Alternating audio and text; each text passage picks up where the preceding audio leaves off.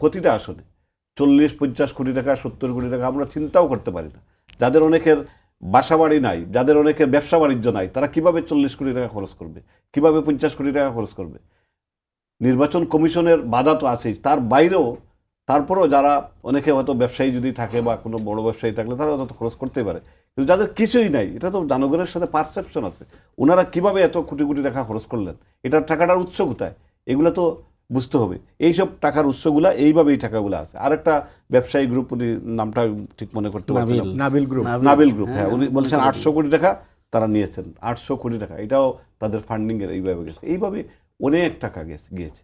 এখন এই যে টাকাগুলো গেছে, এইগুলা তো কোথায় গেছে, কিভাবে গেছে? আমরা লক্ষ কোটি টাকা এই ফ্যাসিস্টরা নিয়ে গেছে, বাংলাদেশ থেকে পাচার করেছে।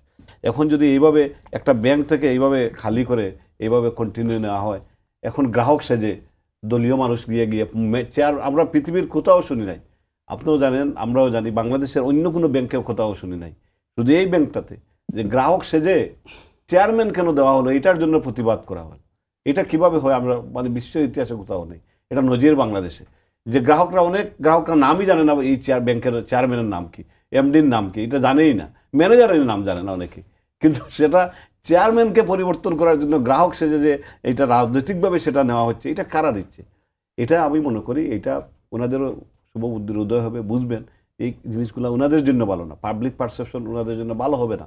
ও সবাই জানে যে ইসলামী ব্যাংক থেকে তাদের কথা, তাদের আমিরের চিঠি দিয়ে ইসলামী ব্যাংকের ঋণ নয়, তাদের আমিরের কথা মতো ইসলামী ব্যাংক থেকে মানুষ টাকা তুলে, তাদের কর্মীরা সেখান থেকে টাকা নেয়, এইটা তো ওনারা স্বীকারও করেন না আবার ওনাদের ব্যাংক বলে, এইটাও আবার না।